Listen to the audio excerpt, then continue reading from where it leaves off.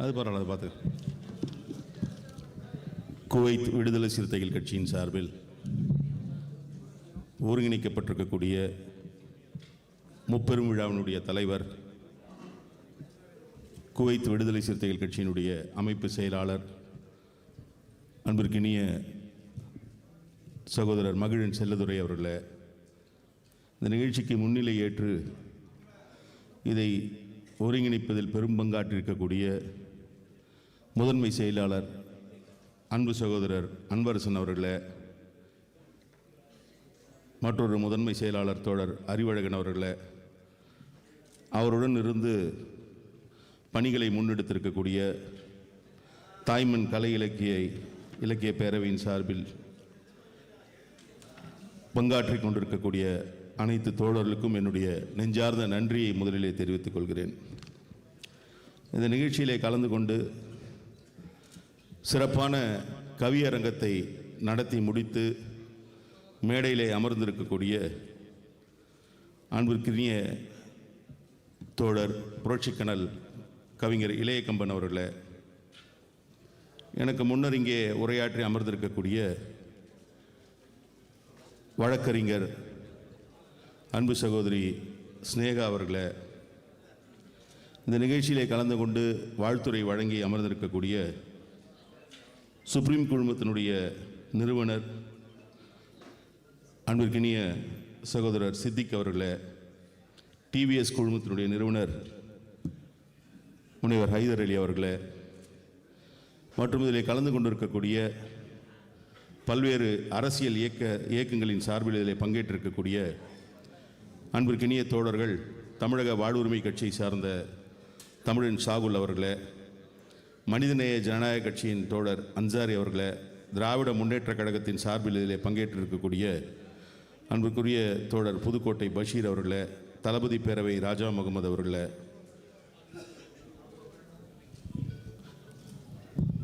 நிகழ்ச்சியை நிறைவு செய்யும் வரை அரங்கத்தில் அமர்ந்திருப்பது என பொறுமை காத்து கொண்டிருக்கக்கூடிய பெரியோர்களே, உங்கள் அனைவருக்கும் என்னுடைய வணக்கத்தை முதலில் பதிவு செய்து கொள்கிறேன்.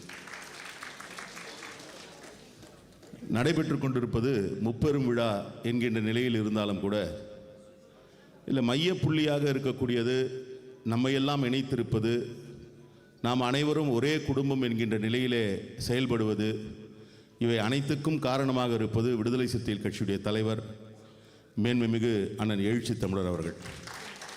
அவருடைய பிறந்தநாள் விழா இன்றைக்கு அக்டோபர் 18 என்கின்ற நிலையிலே கொண்டாடப்படுகிறதா அல்லது ஆகஸ்ட் 17 குவைத் மண்ணிலே கொண்டாடப்படுகிறதா என்கின்ற அளவிலே காலம் கடந்து இந்த நிகழ்ச்சி நடைபெற்று கொண்டிருக்கிறது. இப்போ இங்கே பேசும்பொழுது பல்வேறு தோழர்கள் பல்வேறு கருத்துக்களை முன்வைத்தார்கள். இன்னும் சொல்லப்போனால் கவியரங்கத்தில் பல்வேறு கருத்துக்கள் முன்வைக்கப்பட்டது, கருத்தியல் சார்ந்து முன்வைக்கப்பட்டது, தலைவர் எழுச்சி தமிழருடைய அர்ப்பணிப்பு தொடர்பான கருத்துக்கள் முன்வைக்கப்பட்டது.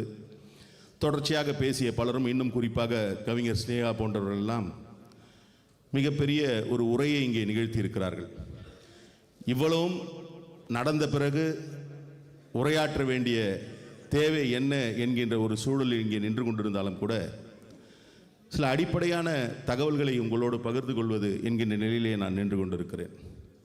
அதற்கு முன்பாக இங்கே பேசுகின்ற தோழர் அன்பரசன் அவர்களும் நம்முடைய மகிழன் அவர்களும் ஏதோ கடைசி நேரத்தில் கவிஞர் ஸ்னேகா அவர்களை அழைத்து விட்டோம் என்று பேசினார்கள். அப்போ என்னென்னா, அவங்க ஏதோ ஒரு ஆல்டர்னேட்டாக வந்துட்டாங்க அப்படின்ற மாதிரி பேசினாங்க. நானே ஒரு ஆல்டர்னேட்டாக தான் என்னை கூப்பிட்டாங்க. அதனால் நீங்கள் ஒன்றும் என்னென்னா, முதல்ல வந்து அண்ணன் ரவிக்குமார் அவரிடம் தேதி கேட்டு அப்புறம் அவரோட வர முடியாத சூழல தோழர் வன்னியரசு அவர்களுக்கு கடவு சீட்டு இல்லை, மகிழன் எதையும் இயல்பாக பேசக்கூடியதுனால என்னிடத்தில் அழைத்து வர வேண்டும் என்று சொன்னார். எப்படி இருக்குன்னு பார்க்குறேன்னா, இல்லை நீங்கள் வந்து தான் ஆகணும்னு அன்பு கட்டளையிட்டார். அதோட அண்ணன் அன்பரசன் அவர்களும் அழைத்தார். அதனால் இங்கே வந்து சேர்ந்திருக்கிறேன். அப்புறம் நம்ம ஹைதர் அலி அண்ணன் வந்து பேசும்பொழுது எல்லாம் எவ்வளோ நேரம் குறித்து வச்சு பேசினார். அவர் ஏன் இவ்வளோ பெரிய முதலாளி இருக்காருன்றது உங்களுக்கு தெரியுதா?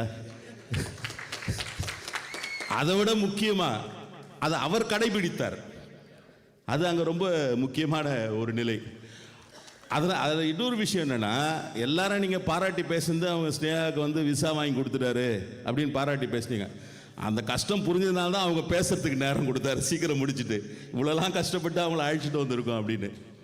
அப்புறம் சித்தார்த்து பேசும்பொழுது சொன்னார், மாதிரி ஒரு இக்கட்டான சூழலில் விடுதலை சிறுத்தைகள் கட்சியினுடைய சட்டமன்ற உறுப்பினர் என்கின்ற நிலையில் நானும் அன்பு தோழர் ஷானவாஸ் அவர்களும் எப்படி செயலாற்றணும் என்பதை சொன்னார். அதற்கு நம்முடைய கவிஞர் ஸ்னேகா அவர்களே கூட பதில் சொல்லிட்டாங்க.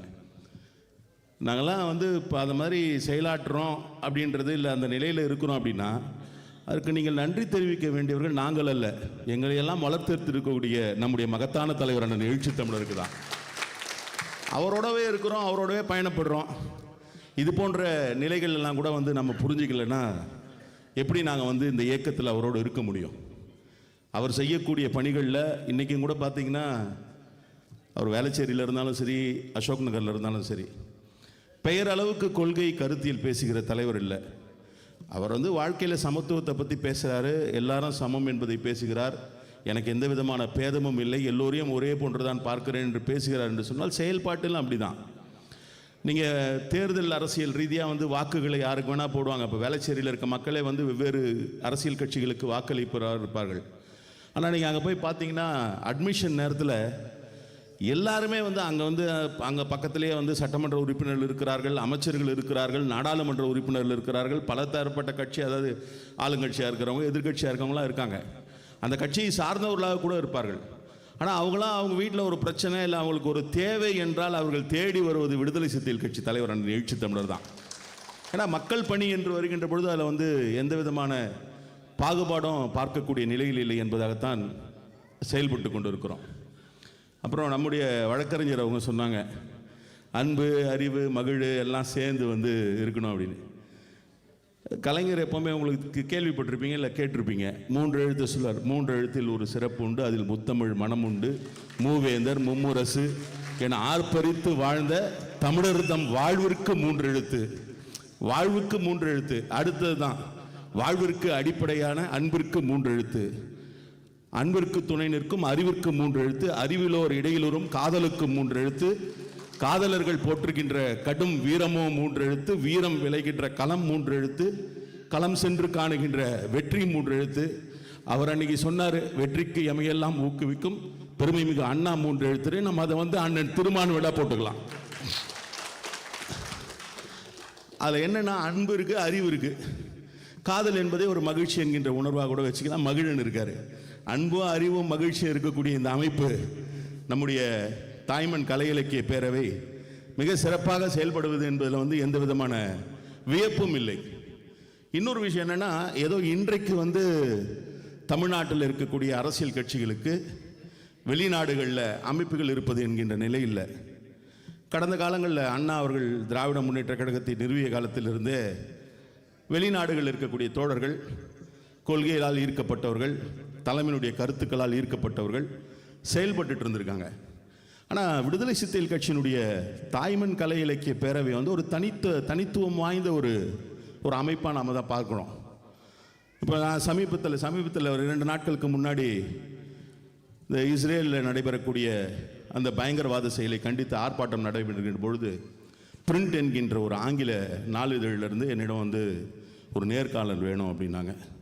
என்ன அப்படின்னா, மாதிரி விடுதலை சிறுத்தைகள் கட்சி வந்து இன்றைக்கு தமிழ்நாட்டை கடந்து ஆந்திரா, கேரளா, கர்நாடகம், மராட்டியம் இது போன்ற பகுதிகளில் வந்து கட்சி விரிவடைந்து அங்கே தேர்தல்கள்லாம் பங்கேற்று கொண்டு இருக்கிறது, அங்கே அது தொடர்பான ஒரு பேட்டி வேணும் அப்படின்னாங்க. சரி வாங்க அப்படின்னேன். அப்போ நான் பேசும்பொழுது ஆரம்பத்திலே நான் என்ன சொன்னேன்னா, சிரிச்சுட்டே என்ன சொன்னேன்னா, நீங்கள் வந்து இங்கே இருக்கக்கூடிய ஆந்திரா, கேரளா, கர்நாடகத்திலலாம் வந்து கட்சி வந்து இன்றைக்கி விரிவடைஞ்சிருக்கு, ஏதோ விடுதலை சிறுத்தைகள் கட்சி இன்றைக்கு வந்து பெரிய ஒரு டைமென்ஷன் போயிருக்கின்றீங்க, இது ஏற்கனவே இருக்கிற நிலை தான். 24 வருஷத்துக்கு முன்னாடியே குவைத்தில் வந்து அமைப்பு கட்டின ஒரு கட்சி தான் விடுதலை சிறுத்தைகள் கட்சி என்று சொன்ன பொழுது அவர்கள் உள்ளபடி ஆச்சரியத்தோடு பார்த்தாங்க. சரி, அப்படி என்ன சிறப்பு இருக்க முடியும்? இங்கே இருக்கக்கூடிய நம்முடைய தோழர்கள், பல்வேறு அரசியல் கட்சி சார்ந்த தோழர்கள்லாம் அமைப்புகள்லாம் நடத்துகிறாங்க, நம்ம அது உள்ள போல. ஆனால் தமிழ்நாட்டில் அரசியல் இயக்கத்தில் பங்கு பெறக்கூடிய எங்களை போன்றவர்கள் எங்களுக்கு இருக்கக்கூடிய வேலைகளை பார்க்குறோம். கட்சி தொடர்பான நடவடிக்கைகளை முன்னெடுப்பது என்பது ஒரு அடிப்படையான ஒரு பணி என்கின்ற நிலையில் கட்சியை பண்ணுறோம். அங்கே இருக்கக்கூடிய நடவடிக்கைகளில் ஈடுபடுறோம். தலைவர் ஒரு மாநாடுன்னு அறிவித்தார்னா அந்த மாநாட்டுக்கான விளம்பரங்களை எழுதுவது, மாநாட்டிற்கான தோழர்களை ஒருங்கிணைப்பது, இப்படி பல பணிகளை முன்னெடுத்து செய்கிறோம். இங்கே மிக கடுமையான நெருக்கடி. இன்னும் கூட சொல்ல போனால் நீங்கள் அங்கேருந்து இங்கே வந்து பணியாற்றுவதற்கான மிக மிக அடிப்படையான நிலையே வந்து என்னென்னா, பொருளாதார ரீதியாக வறுமை பெற வேண்டும் என்கின்ற நிலையில் இங்கே வந்து நீங்கள் பொருளாதாரத்தை ஈட்டுகிறீர்கள். அப்போ அங்கே இருக்கிறவங்கள விட இங்கேருந்து இவ்வளோ கஷ்டப்பட்டு சம்பாதிக்கிற உங்களுக்கு அந்த பொருளினுடைய மதிப்பு தெரியும். இந்த பொருளாதாரத்தை ஈட்டுவதில் எவ்வளவு கடினமான சூழல் இருக்குன்றதெல்லாம் தெரியும் உங்களுக்கு. இப்போ கட்சியை நடத்துவதற்கு பொருள் உதவி வழங்குவது என்பதல்ல. இங்கே கூட அன்பரசன் தான் சொன்னார் நினைக்கிறேன், ரொம்ப அழகாக சொன்னார்.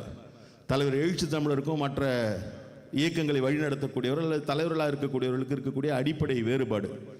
கட்சி நடத்தணும்னு வெளிநாட்டிலேருந்து ஒரு அமைப்பு வந்ததுன்னா, நம்முடைய ஸ்னேகா அவர்கள் வந்து இதில் இது காமராஜர் அரங்கத்தில் பேசினாங்க பாருங்கள், சும்மா ஒரு வார்த்தை தட்டி விட்டாங்க பிசுறுன்னு, பாதி பேர் உசுறு போச்சு. அதில் எவன்லாம் அதை வந்து பேசு. அந்த மாதிரி இன்றைக்கி வந்து வெளிநாட்டில் வந்து ஒரு அமைப்பு வருது அப்படின்னாலே அடுத்த நிமிடமே அவர்களுக்கு தோணக்கூடியது பொருளாதார ரீதியாக என்ன வந்து நமக்கு வந்து ஒரு ஆதாயம் இருக்கும் என்கின்ற நிலையில் பார்ப்பாங்க. ஆனால் எழுச்சி தமிழர் இங்கே மாதிரி ஒரு அமைப்பு கட்ட போகிறோம் குவைத்தில் அப்படின்னும் பொழுது, அன்றைக்கு நம்முடைய இளைய கௌதமன் இன்றைக்கு மாவட்ட செயலாளர் இருக்கவர் தான் முதல்ல எடுத்தார்னு நினைக்கிறேன். இப்போ கூட அவருக்கு வேறு பேர் நினைக்கிறேன், அப்போ தமிழ் பேர் இல்லை, ராதாகிருஷ்ணன். அதற்கு பிறகு அவர் தலைவர் என்ன சொன்னார்னு சொன்னார், நீங்கள் வந்து அமைப்பு கட்டுறீங்க எல்லாம் கரெக்டு, ஆனால் அங்கே இருக்கக்கூடிய மக்களுக்கு பணியாற்றுங்கள் என்று சொன்னார். இப்போ நீங்கள் வந்து வெறுமனே ஒரு பொருளாதார ரீதியாக வந்து கொடுக்கறது ஒரு கான்ட்ரிபியூஷன்ற அளவில் வந்து இந்த அமைப்பு இருந்ததுன்னா அது பெரிய விஷயம் இல்லை. பல கட்சிகள் இருக்கக்கூடிய வெளிநாட்டு அமைப்புகள் அதைத்தான் பண்ணுறாங்க. கஷ்டப்பட்டு சம்பாதிக்கிறாங்க, அவங்களுக்கு பிடிச்ச கட்சிக்கோ பிடிச்ச அமைப்புக்கோ பணத்தை கொடுக்குறாங்க.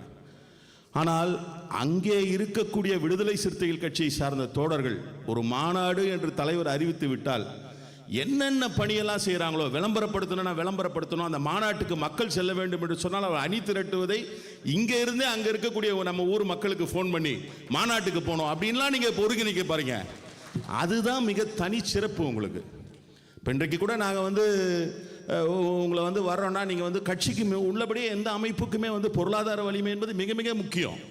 இப்போ இன்றைக்கு கூட வந்து நிகழ்ச்சிக்கு வந்து நம்முடைய இந்த நிகழ்ச்சி இவ்வளோ சிறப்பாக நடந்து கொண்டு இருக்கிறது என்று சொன்னால் அதற்கு காரணமாக இங்கே இருக்கக்கூடிய கொடையாளர்கள் இருக்கிறாங்க.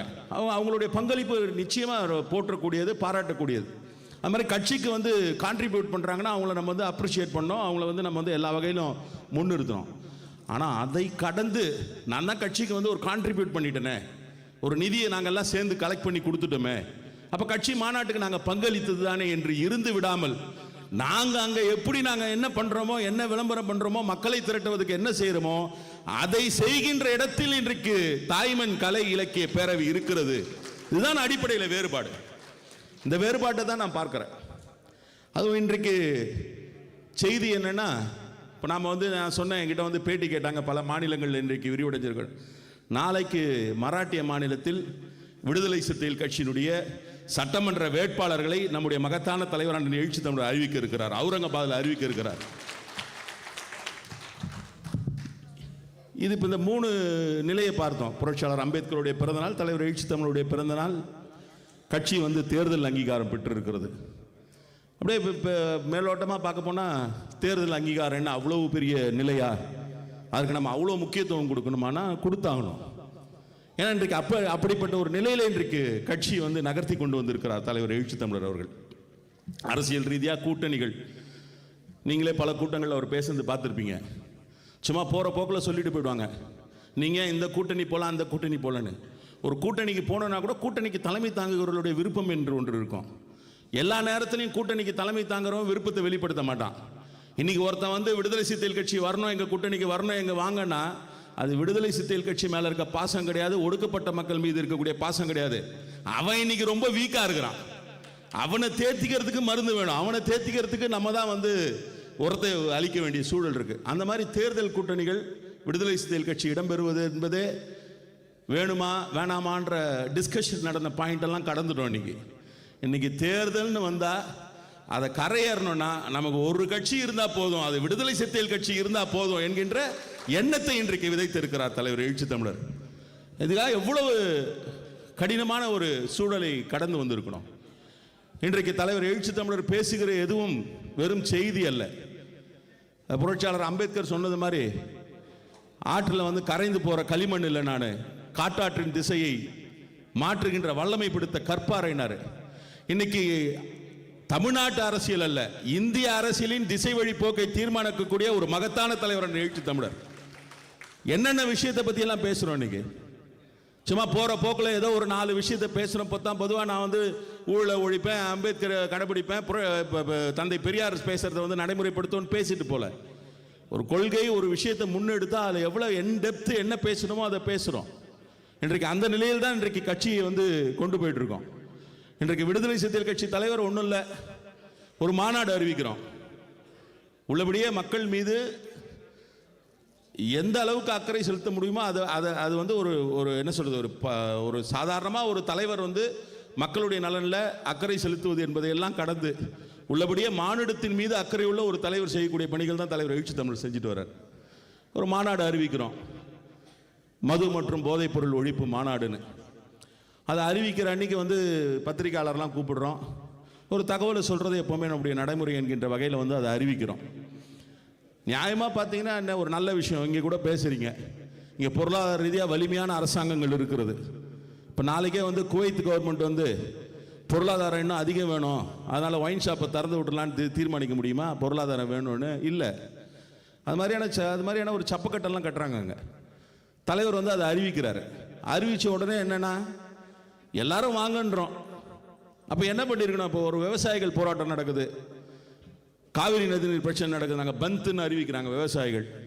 அரசியல் கட்சிகள் இதற்கு ஆதரவு கொடுக்க வேண்டும்ன்றாங்க. உடனே எல்லா அரசியல் கட்சி தலைவர்களும் நாங்கள் அதுக்கு ஆதரவு தெரிவிக்கிறோன்றாங்க. அடுத்த நிலைக்கு போகிறாங்க. எழுச்சி தமிழர் அந்த மாதிரி ஒரு ஓப்பன் கால் கொடுக்குறாரு, எல்லாரும் கலந்துக்கணும். எல்லாரும் கலந்துக்கணும் பொழுது அப்போ பத்திரிகையாளர் கேட்கலாம், இவங்களுக்கு கூப்பிடுவீங்களா? எல்லாருன்னா அவங்களும் தானே. அப்போ அவங்க 2 பேர் நாங்கள் எந்த காலத்திலையும் சேர்த்துக்க மாட்டோம். அது எந்த வகையிலும் ஏற்றுக்கொள்ள முடியாத ஒரு கருத்தியல் அடிப்படையில் செயல்படக்கூடிய ஒரு 2 பேரை ஒதுக்குறோம், பிஜேபியும் பாமக. அடுத்தடுத்து அவங்க தேர்தலோடு முடிச்சு போட்டு கேட்குறாங்க. இல்லைன்னு ரொம்ப கேட்டகரிக்கலாக அங்கேயே தேர்தல் அரசியல் நீங்கள் அனைவரும் ஒரே மேடையில் நிற்பீர்களா? அந்த மேடை ஏன் தேர்தல் மேடையாக மாறக்கூடாது? அங்கேயே க்ளோஸ் பண்ணுறாரு. ஆனால் அது எந்த கட்சியாக இருக்கட்டும், எந்த அமைப்பாக இருக்கட்டும், உள்ளபடியே இதன் மீது நம்பிக்கை இருக்கிறது இல்லை உள்ளபடியே மது ஒழிக்கணும், போதைப் பொருளுக்கு எதிராக இது பண்ணோன்னா தலைவர் எழுச்சி தமிழர் கொடுத்த காலுக்கு அப்புறம் அவங்க எப்படி ரெஸ்பாண்ட் பண்ணியிருக்கணும்? நல்ல விஷயம் நடத்துகிறாங்க, எங்களுடைய ஆதரவு உண்டுன்னா முடிஞ்சு போச்சு. அது ஒரு சமூக நிகழ்வாக மாறி இருக்கும். அப்போ அவங்க உடனே என்ன பண்ணுறாங்கன்னா, எங்களை கூப்பிட்டா நாங்கள் போவோம், எங்களை இப்படி வரணும் அப்படி வரணும். அது அடுத்த கட்டத்துக்கு தேர்தல் அரசியலை நோக்கி நகர்த்தி கொண்டு போகிறாங்க. ஆனால் நாம் அந்த மாதிரியான ஒரு திசையில் போகணுன்னு அவசியமே இல்லை. அதில் இன்னும் கூட நமக்கு இருக்கிற கிளாரிட்டி, தலைவர் எழுச்சி தமிழருக்கு இந்த கொள்கையை பேசும்போது இருக்கக்கூடிய கிளாரிட்டி இப்போ இங்கே இருக்கவங்களுக்கே எவ்வளோ பேருக்கு தெரியும் தெரியல. இன்றைக்கி ஏதோ தமிழ்நாட்டில் சாராய இது ஒயின் ஷாப்லாம் இருக்குன்னா இது காலகாலமாக தமிழ்நாட்டில் ஒயின் ஷாப்பில் இருந்ததுன்ற சிந்தனைலாம் இருக்கும். இல்லை, தமிழ்நாட்டில் விடுதலை அடைந்த பிறகு 81க்கு முன்னாடி ஒரு 3 வருஷம் இருந்தது ஒயின் ஷாப், அவ்வளோதான். விடுதலை அடைவதற்கு முன்பாக 1937 ப்ரொஹிபிஷன் ஆக்ட் வந்துச்சு. இன்னைக்கு கூட இப்போ ஒரு கள்ளக்குறிச்சியில் விஷசாராய் சாவு நடந்தபோது ஒரு ஆக்டை நம்ம திருத்துறோம். எந்த ஆக்டை திருத்துறோம்? ப்ரொஹிபிஷன் ஆக்டை தான் திருத்துறோம். அந்த சட்டம் இன்னமும் நடைமுறையில் இருக்கு. கலைஞர் 71 மதுக்கடைகளை திறக்கிற முடிவு எடுக்கிறார். இப்போ அதில் கூட ஒரு அரசியல் இருக்கு. இன்னைக்கு நம்ம பேசிட்டு இருக்க அரசியல் இருக்கு. எந்த அரசியல் இருக்குன்னா மாநில மத்திய அரசுகளுடைய உரிமை இருக்கிறது. அன்றைக்கு இந்திரா காந்தி ஒரு அறிவிப்பு செய்கிறாங்க, மது விலக்கை நடைமுறைப்படுத்தி இருக்கக்கூடிய மாநிலங்களில் நாங்கள் கூடுதலாக நிதி தரோன்றாங்க. அப்போ தமிழ்நாடு அரசு அதுக்கு விண்ணப்பிக்கிறாங்க, எங்களுக்கு கூடுதலாக நிதி கொடுங்க, நாங்கள் மது விலக்கு நடைமுறைப்படுத்தி இருக்கோன்னு. உடனே ஒன்றிய அரசு என்ன சொல்றாங்கன்னா, இல்லை இல்லை நீங்கள் இதுக்கு எலிஜிபிள் கிடையாது. நாங்கள் எலிஜிபிலிட்டி கிரைட்டீரியா கடையை திறந்து கடையை மூடுறவனுக்கு தான் பணம் தருவோம். நீங்கள் ஆரம்பத்திலிருந்தே கடையை மூடி வச்சிருக்கீங்க, உங்களுக்கு பணம் கிடையாதுன்றாங்க. அப்போ பெரிய நெருக்கடியாவது 71 74 வரைக்கும் கடையை திறக்கிறார். அதுக்கப்புறம் மூடிறாரு 74. மீண்டும் எப்பொழுது திறக்கப்பட்டதுன்னா எம்ஜிஆர் ஆட்சி காலத்தில் 81. அதே எம்ஜிஆர் கூட 77 80 ஆட்சி செய்கிறாரு. அப்போ கடை கிடையாது. 81 திறக்கிறாரு. 83 84 டாஸ்மாக் சட்டத்தை கொண்டு வராரு. டாஸ்மாக்ன்றது அது பேர் பார்த்தீங்கன்னா Tamil Nadu state marketing corporation, Tamil Nadu அரசு வாணிப கழகம். சரி, வாணிப கழகம்னா அரிசி வாங்கி விற்கலாம், பருப்பு வாங்கி விற்கலாம், கோதுமை வாங்கி விற்கலாம், இல்லை வேற ஏதாவது பொருள் வாங்கி விற்கலாம். டாஸ்மாக் அதெல்லாம் ஏதாவது வாங்கி விற்கலான்னா இல்லை. ஒரு வாணிப கழகம் பேர் வச்சு அது பண்ற ஒரே வாணிபம் இந்த வாணிபம் தான், மது கடைக்கு மது வாணிபம் தான். சரி, ஏன் இதை நான் இவ்வளோ அழுத்தம் திருத்தமாக சொல்றேன்னா, எந்த எம்ஜிஆர் 81 கடையை திறந்தாரு, எம்ஜிஆர் எப்படி வந்து திமுக விட்டு வெளியில வராரு? எம்ஜிஆர் திமுக விட்டு வெளியில வந்ததுக்கான காரணம் கணக்கு கேட்டாருன்னு பொதுவா சொல்லுவாங்க. எம்ஜிஆர் திமுக இருக்கும் பொழுது மதுக்கடைகளை மூட வேண்டும் என்கின்ற ஒரு அழுத்தத்தை கொடுக்கிறார். திமுக வந்து அவர் பொருளாளராக இருக்கும் பொழுது அண்ணா பிறந்த நாள் அன்றைக்கோ நினைவு நாள் அன்றைக்கோ ஒரு நாள் போயிட்டு அவர் சமாதியில் போயிட்டு எம்ஜிஆர் ரசிகர் மன்றத்தை சார்ந்தவர்கள் உறுதிமொழி எடுக்கிறார்கள். மதுவுக்கு எதிரான உறுதிமொழி எடுக்கிறாங்க. இப்படியெல்லாம் நெருக்கடி கொடுத்து திமுகவுக்கு நெருக்கடி கொடுத்து வெளியில வந்த எம்ஜிஆர் 81ல கடையை திறக்கிறார். அப்போ 71 வரைக்கும் கடை கிடையாது, 71ல இருந்து 74 வரைக்கும் கடை கிடையாது. 81ல இருந்து கடை வந்துச்சு, டாஸ்மாக் வந்துச்சு. டாஸ்மாக் எம்ஜிஆர் திறந்து நீ சாராயத்தை வாங்கி இது மதுவை வாங்கி நீ கடைங்களுக்கு கொடு, பிரைவேட் கடைங்களுக்கு சொன்னார். அந்த அம்மா வந்தாங்க, நீ என்ன வாங்கி அவங்கிட்ட கொடுத்து அவன் விற்கிறது, நீயே வாங்கி நீயே வித்துருன்னு சொல்லி டாஸ்மாக் கிட்ட மொத்தத்தையும் கொடுத்துட்டோம். சரி, இது என்ன தாக்கத்தை ஏற்படுத்தி இருக்கிறது? நாம பேசுறது கருத்தியல் பேசுறோம். நீங்க வந்து அம்பேத்கர் பேசுறீங்க, பெரியாருடைய கொள்கைகளை பேசுறீங்க. மது வந்து இருந்தா இருந்துட்டு போகுது, அது பாட்டு ஒரு ஓரமா இருந்துட்டு போகுது, கவர்மெண்ட்டுக்கு வருமானம் வந்துட்டு போகுதுன்னு எப்படி நம்ம விட முடியும்? ஏன் அதை விடக்கூடாது? என்ன இப்ப அவசரம் வந்தது? என்ன இப்ப இவ்வளவு நாள் இல்லாத அக்கறை? கலைஞர் வந்து பராசக்தி கேட்ட யாருக்கும் இல்லாத அக்கறை உனக்கேன்னு இந்த அக்கறையினார். அந்த மாதிரி திடீர்னு ஏன் உங்களுக்கு இவ்வளவு அக்கறை? கேள்விகள் முன்வைக்கப்படுகிறது. ஏன் இப்ப மது ஒழிப்பை பத்தி பேசுறீங்க? இதுல ஏதாவது அரசியல் இருக்கா? நீங்க இப்படி ஏதாவது சீட்டு கிட்ட ஏதாவது அதிகமா கேட்க போறீங்களா? எந்த தேர்தல் கூட்டணியில எழுச்சி தமிழர் ஒரு பக்கம் கதவு திறந்து வச்சுட்டு இன்னொரு பக்கம் பின்னாடி ஒரு ஆள் அமைச்சு இன்னொரு கட்சி கிட்ட பேசியிருக்காரு? என்னைக்கு பேசியிருக்காரு? எந்த கூட்டணியா இருந்தாலும் நேரடியா பேச்சுவார்த்தை இல்ல. எங்க வீட்டில் விசேஷம் இருக்குது அப்படின்னு ஒரு கல்யாண பத்திரிகை எடுத்துன்னு போய் கொடுத்துட்டு கல்யாண பத்திரிகை கொடுத்தா கல்யாணத்துக்கு வரீங்களா வர்றியா தேதி கேட்டு வரணும். அங்கேயே கூட்டணி கையெழுத்து போட்டு வந்தாரா எழுச்சி தமிழர்? இல்ல. எதுவாக இருந்தாலும் ஸ்ட்ரெயிட் ஃபார்வர்டா தான். இந்த மாதிரி சுத்தி வளைச்சி இதெல்லாம் ஒரு எடுத்து அப்படிப்பட்ட கீழ்த்தரமான அரசியலை செய்யக்கூடிய தலைவர்கள் எழுச்சி தமிழர். அவர் வந்து அவர் எப்பவும் சொல்ற வார்த்தை தான் இதுக்கு பதில். என்னுடைய வளர்ப்பு அப்படி இல்லைன்னு. அவருடைய வளர்ப்பு என்றைக்கும் வந்து ஒரு நேர்மையான ஒரு வளர்ப்பு.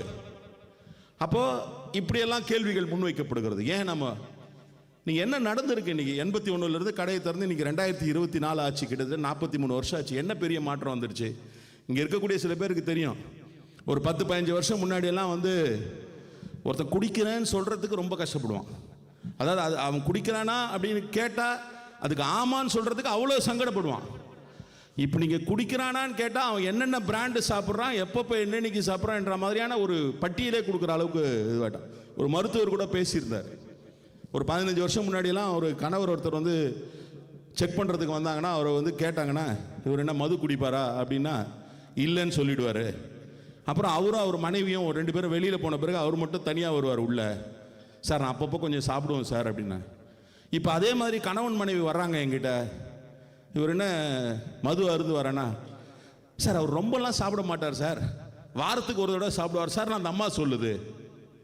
இது எத்தகைய உளவியல் மாற்றத்தை ஏற்படுத்தி இருக்கிறது? நீங்க மதுவே இல்லாத தமிழ்நாட்டில் இந்த 42 வருஷத்துல என்ன ஆயிடுச்சுன்னா அது ஒன்றும் பெரிய விஷயமே இல்லை என்கின்ற சூழலுக்கு தள்ளப்பட்டு விட்டது. இது என்ன பாதிப்பை ஏற்படுத்துது? அதுக்கும் விடையை வந்து எழுச்சி தமிழர் சொல்றாரு.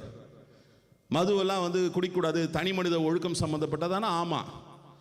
இது சமூகத்தை பாதிக்கதானே? ஆமா. இது ரொம்ப தவறானதுன்னா? ஆமா. இது எல்லாவற்றையும் விட மனித ஆற்றலை இது விரயம் செய்கிறது. இது ரொம்ப ரொம்ப முக்கியம்.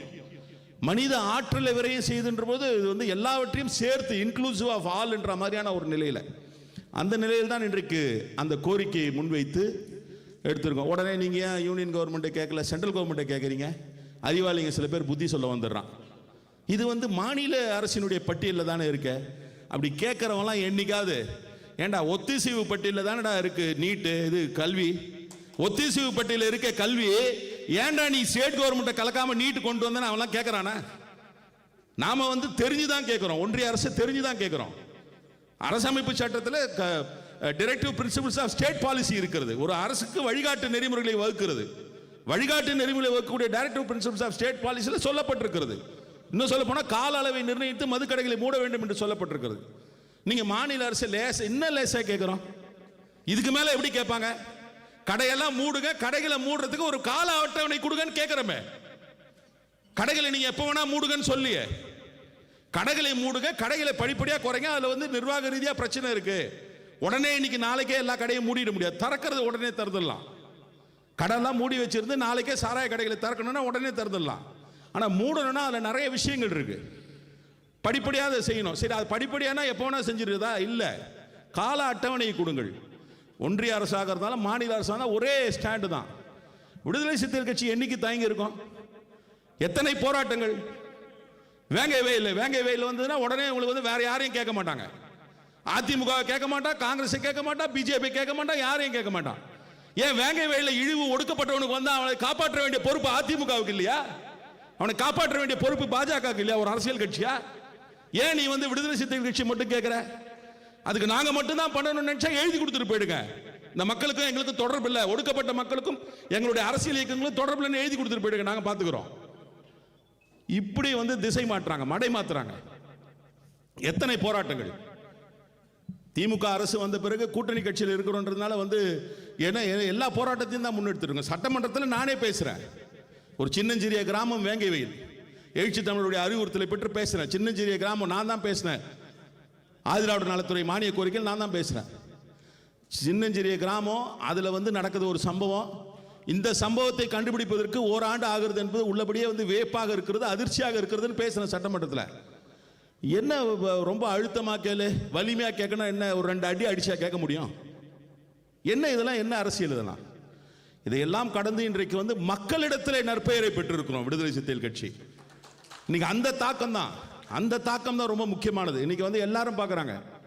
மது ஒழிப்பு மாநாடு நம்ம நடத்தினோம், அது ரொம்ப பெரிய சக்சஸ் ஆயிடுச்சு. இவங்களுக்கெல்லாம் ஆற்றாமையில் வைத்தறிச்சல்ல இவர் ஏன் ராஜாஜி கட் அவுட் வைக்கிறார்? டேய், மாநாடு நடத்தினோம், மாநாட்டுக்கு பெண்கள் வந்தாங்களா? வந்தாங்க. எவ்வளோ பேர் வந்தாங்க? நீங்க எதிர்பார்த்ததை விட மிக அதிகமாக வந்தாங்களா? சீருடை அணிந்து 1 லட்சம் பெண்கள், கிட்டத்தட்ட ஒரு 75,000-80,000 பெண்கள் வந்தாங்க. சீருடை அணியாம 1 லட்சத்துக்கு மேற்பட்ட பெண்கள் வந்தாங்க. இவ்வளவு பெண்கள், கிட்டத்தட்ட 2 லட்சம் பெண்கள் வந்து ஒரு 15-20 நாள் இடைவெளியில் வந்து ஒரு மது ஒழிப்பு பிரச்சாரத்துக்கு வந்து சேர்றாங்கன்னா, அப்ப பெண்கள் மத்தியில் மிகப்பெரிய எழுச்சி இருக்கிறது, பெண்கள் மத்தியில் மிகப்பெரிய ஒரு அக்செப்டன்ஸ் இருக்குன்னு அர்த்தம். அப்ப மாநாடு, விடுதலை சிறுத்தைகள் கட்சி நடத்திய மாநாடு வெற்றின்னு தானே அர்த்தம். இதை இவர்களுக்கு சொல்லக்கூடாது. இதை சொல்லாததுக்கு என்ன பண்றான்? இவங்க அந்த கட் அவுட் வச்சாங்க, அவங்க அந்த எப்பவுமே வந்து நமக்கு வந்து மாரல் போலீசிங் பண்றது இவெல்லாம் யாரு? நமக்கு தெரிஞ்சுதான் வைக்கிறோம். அந்த மாநாடு என்ன எத்தனை நாள்ல ஒருங்கிணைச்சோம்? செப்டம்பர் 17 அறிவிச்சோம், அக்டோபர் 2க்கு மாத்தணும். மாநாடு அறிவிச்ச உடனே தலைவர் எழுச்சி தமிழர் தான் என்ன பண்ணாரு, திடீர்னு ஒரு நாள் என்ன பண்ணாரு, யூனிஃபார்ம் கொடுப்போம் அப்படின்னாரு. இப்போ மற்ற கட்சிகள் எல்லாம் வந்து மாநாடுகள் நடத்தினாங்கன்னா தெரியும் உங்களுக்கு, நிறைய பேருக்கு என்ன பண்ணுவாங்கன்னா, அவங்களுக்கு இருக்கக்கூடிய அணிகளுக்கெல்லாம் வந்து யூனிஃபார்ம் அவங்களே தச்சு கொடுப்பாங்க. இளைஞர் அணிக்கு யூனிஃபார்ம் அவங்க தச்சு கொடுப்பாங்க, மாணவர் அணிக்கு யூனிஃபார்ம் தச்சு கொடுப்பாங்க, மகளிர் அணிக்கு அந்த கட்சியினுடைய வண்ணம் போட்ட புடவெல்லாம் எடுத்து கொடுப்பாங்க. நமக்கு வந்து நாம வந்து நமக்கு நாமே தானே, கட்சியில் இருக்க கட்சி தோழர்கள் ரெண்டும் ஒன்று தான். கட்சிக்கு வேணும்னா தோழர்கிட்ட இருந்து தான், தோழர்களுக்கு கட்சி தான். அந்த நிலையில் என்ன பண்ணுறோம்?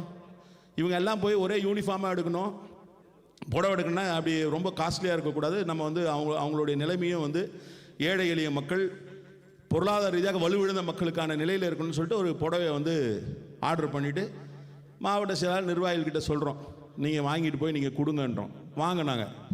ஆனால் தோழர்களே, அதில் பெரிய ஆச்சரியம் என்னென்னா, அப்படி வந்து பல்காக வாங்கினவங்க, 100 வாங்கினவங்க, 500 வாங்கினவங்களை விட 10 புடவை, 5 புடவை, 2 புடவை, 3 புடவைன்னு வாங்கினது தான் மிகப்பெரிய எண்ணிக்கை. முதல்ல 20,000 போட்டோம், அப்புறம் ஒரு 30,000 போட்டோம், 50,000 போட்டோம், அப்புறம் ஒரு 20,000 போட்டோம், 70,000 புடவை.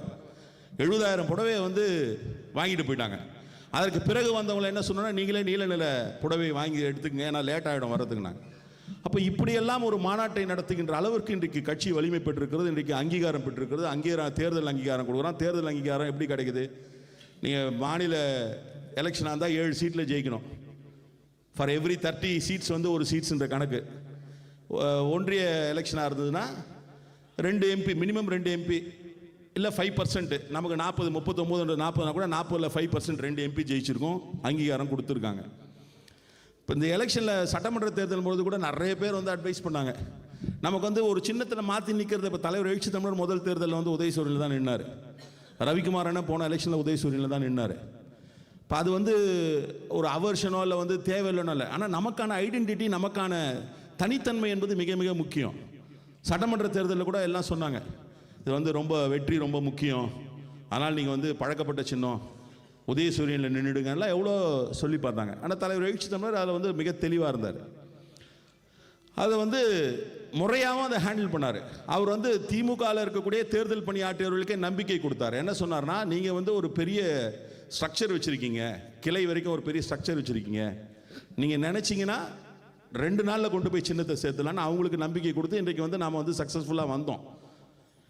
இதோடைய தாக்கம் எங்கே பார்க்க முடியுதுன்னா, இன்றைக்கு சட்டமன்றத்தில் சட்டமன்ற கட்சிகள், அங்கீகரிக்கப்பட்ட கட்சிகள் என்றால் திமுக, அதிமுக, காங்கிரஸ், பிஜேபி, இடதுசாரி கட்சிகள், அதற்கு பிறகு பார்த்தீங்கன்னா பாமக, விடுதலை சிறுத்தைகள் கட்சி.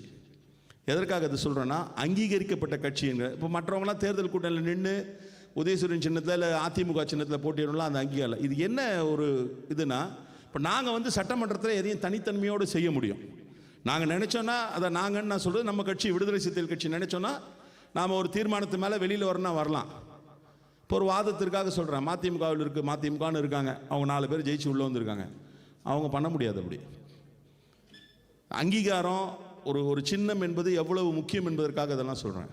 இன்றைக்கு அந்த நிலையில் வந்து விடுதலை சிறுத்தைகள் கட்சி இன்றைக்கு நகர்ந்திருக்கிறோம். இன்றைக்கு வந்து இந்தியா முழுவதும் இன்றைக்கு உற்று நோக்கக்கூடிய அளவிற்கு இன்றைக்கு ஒரு தலைவர் எழுச்சி தமிழர் வளர்ந்துருக்கிறது வந்து ஒரு ஆக்சிடென்டலாக, ஒரு பை சான்ஸ் இல்லை. இது வந்து ஒவ்வொன்றுமே வந்து அதே மாதிரி அவர் வந்து எதையுமே இதுக்காக பண்ணால் இப்படி நடக்கும் அப்படின்லாம் என்றைக்குமே அவர் பண்ணதில்லை. அவருடைய எந்த முடிவுமே, நீங்கள் அரசியல் பண்ணக்கூடிய நிலையில் இருக்கக்கூடியவர்கள் என்ன பண்ணுவாங்கன்னா, ஒவ்வொரு ஆக்ஷனுக்கும் அது என்ன கான்சிக்வன்சஸ் என்ன, இல்லை இதோட அவுட்கம் என்னவா இருக்கும், நமக்கு என்ன அப்படின்னு நினைப்பாங்க.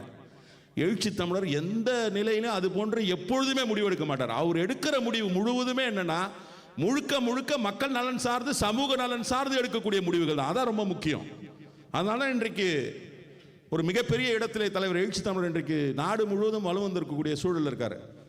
எல்லா விஷயத்தை பற்றியும் இன்றைக்கு வந்து மிகவும் பிற்படுத்தப்பட்ட மக்களாக இருக்கட்டும், பிற்படுத்தப்பட்ட மக்களாக இருக்கட்டும் பார்க்கக்கூடிய ஒரு தலைவராக இன்றைக்கு தலைவர் எழுச்சி தமிழர் உயர்ந்திருக்கிறார் என்று சொன்னால் அவருடைய அர்ப்பணிப்பு உணர்வு.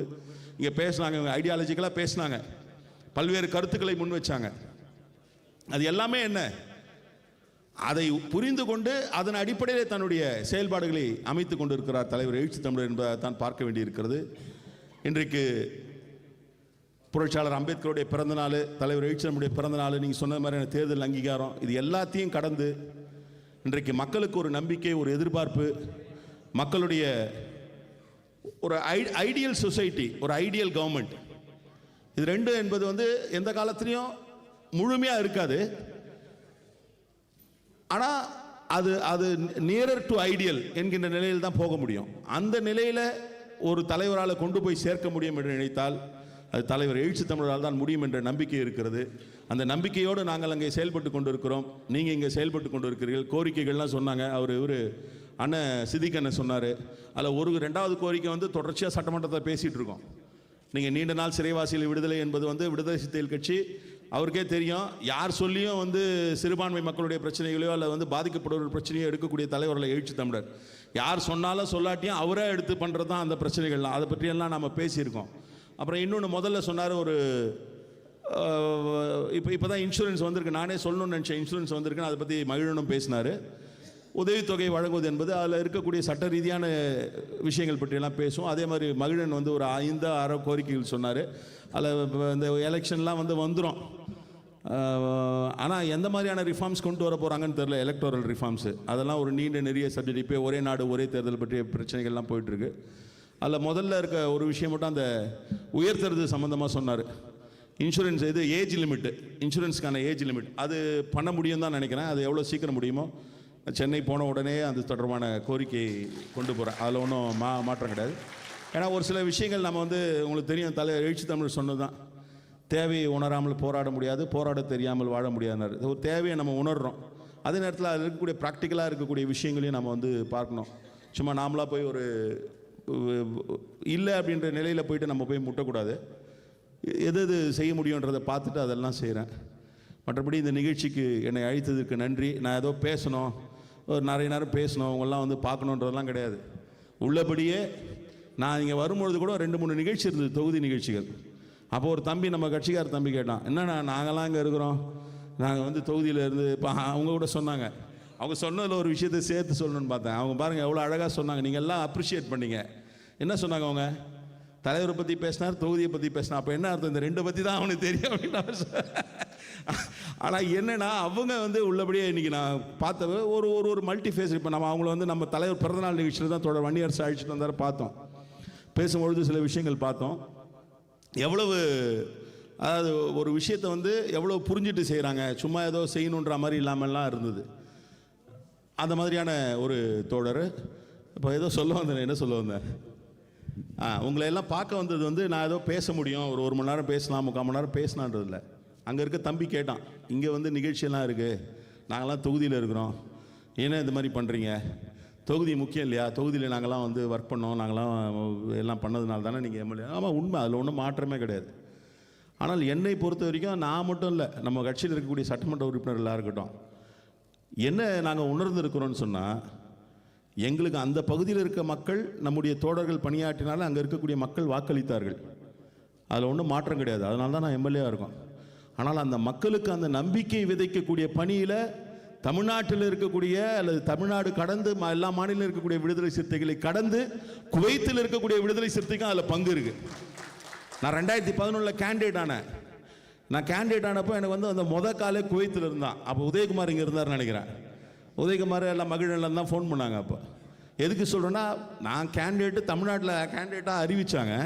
அங்கே இருக்கிறவங்க யாரும் எனக்கு வந்து முதல் வாழ்த்து சொல்ல, இங்கேருந்து தான் எனக்கு வாழ்த்தணும். அது மாதிரி நீங்கள் எல்லாம் இவ்வளோ கட்சிக்காக எல்லாம் இது பண்ணுறீங்க. தலைவர் எழுச்சி தமிழ் இடத்துல கூட கேட்டேன், என்ன கிளம்பும்பொழுது பார்த்துட்டு சொன்னேன், நான் இது மாதிரி போகிறேன் பொழுது எல்லாம் நல்லா இருக்காங்களான்னு பாருங்கள், கேளுங்க அப்படின்னாங்க. அவ்வளோதான், வேற ஒன்றும் இல்லை. அந்த நிலையில் தான் எவ்வளவோ நெருக்கடிகள், எத்தனையோ சூழல்கள், எவ்வளோ சிரமன்றது எங்களுக்கும் தெரியும். அதையெல்லாம் கடந்து இந்த கட்சி என்பதை கடந்து தலைவர் எழுச்சி தமிழர், அவர் தான் கட்சி தான் அவர், தலைவர் எழுச்சி தமிழர், அவர் மீது நீங்கள் வைத்திருக்கக்கூடிய நம்பிக்கை, அந்த நம்பிக்கையினால் நீங்கள் செய்யக்கூடிய முன்னெடுக்கக்கூடிய ஒவ்வொரு நடவடிக்கைகள், இதெல்லாம் உள்ளபடியே வந்து நாங்கள் அங்கே செய்கிற வேலையெல்லாம் விட பன்மடங்கு உயர்ந்தது. அதனால் யாருக்காவது இங்கே இருக்கிறவங்களுக்கு சும்மா லேசாக மனசில் நாம் இங்கே இருக்கிறோம், கட்சிக்கு வந்து அங்கே வந்து ஒன்றும் அங்கெல்லாம் இவங்கெல்லாம் பண்ணுறாங்களே, அங்கே இருக்கிற தம்பிங்க போஸ்டர் ஓட்டுறாங்க, பேனர் கட்டுறாங்க, நிகழ்ச்சிக்கு ஒரு 10 வண்டி வச்சுட்டு போகிறாங்க, நம்ம பண்ண முடியலையேன்னு ஒரு எண்ணம் இருந்ததுன்னா தயவு செய்து அந்த எண்ணத்தை தூக்கி வச்சுருங்க. அவர்களுடைய பணி எந்த அளவுக்கு சிறப்பானதோ போற்றக்கூடியதோ அதில் ஒரு சற்றும் குறையாத அளவிற்கான பங்களிப்பை நீங்கள் செய்து வருகிறீர்கள். இந்த கட்சிக்கு தொடர்ந்து நீங்கள் பங்களிக்க வேண்டும். இன்றைக்கு அங்கீகாரம் பெற்றிருக்கக்கூடிய கட்சி, அடுத்த தேர்தலில் உங்களுக்கு ஒரு ஹிண்ட் மட்டும் கொடுக்குறேன். அடுத்த தேர்தலில் அங்கீகாரம், ஒவ்வொரு தேர்தலையும் அங்கீகாரம் வாங்கணும். ஒரு எலெக்ஷனில் அங்கீகாரம் வாங்குறது இல்லை. இப்போ இந்த எலெக்ஷனில் நம்ம அங்கீகாரம் வாங்கிட்டோம். அடுத்த எலெக்ஷன் இப்போ இன்றைக்கி வந்து சின்னம் வச்சிருக்க கட்சிகள்லாம் கூட பாமகலாம் இன்றைக்கி அங்கீகரிக்கப்பட்ட கட்சி இல்லை, தகவலுக்கு சொல்கிறேன், அங்கீகரிக்கப்பட்ட கட்சி இல்லை. ஆனால் அந்த அங்கீகரிக்கப்பட்ட கட்சிகளுக்கு அடுத்தடுத்து கொடுக்கக்கூடிய வாய்ப்புகளின் அடிப்படையில் தான் சின்னம் வாங்குறாங்க. நாம் அந்த நிலைக்கு போக வேண்டாம், போகவும் மாட்டோம். தொடர்ந்து நம்முடைய அங்கீகாரம் என்று எப்படி வந்து இன்றைக்கு வந்து திமுக அதிமுக வந்து நிலைத்த அங்கீகாரத்தை பெற்று இருக்கிறார்களோ, நாம் மாநில கட்சி என்கின்ற அங்கீகாரத்தை கடந்து தேசிய கட்சி என்கின்ற அங்கீகாரத்தை நோக்கி நகர வேண்டிய தேவை இருக்கிறது. அது நம்முடைய தேவை என்பதோட மக்களுடைய தேவையாக இருக்கிறது. அதை நோக்கி நகர வேண்டும். சட்டமன்ற தேர்தலில் எப்படி பார்த்தாலும் நம்ம வந்து அங்கீகாரம்னா 7 தொகுதி ஜெயிக்கணும், 7 தொகுதி வெற்றி பெற வேண்டும். ஸோ 7 எம்எல்ஏன்றது கன்ஃபார்ம்டாக நம்ம வரப்போகிறோம். 7ன்றது ஒரு மினிமம் நம்பர், மேக்ஸிமம் நம்பரை தலைவர் எழுச்சி தமிழர் முடிவு பண்ணுவார். அதற்கான நகர்வோடு நம்முடைய தேர்தல் களத்தை அமைத்துக் கொள்வோம். மீண்டும் ஒரு முறை உங்களை எல்லாருக்கும் என்னுடைய நன்றியை தெரிவித்து நிறைவு செய்கிறேன். நன்றி, வணக்கம்.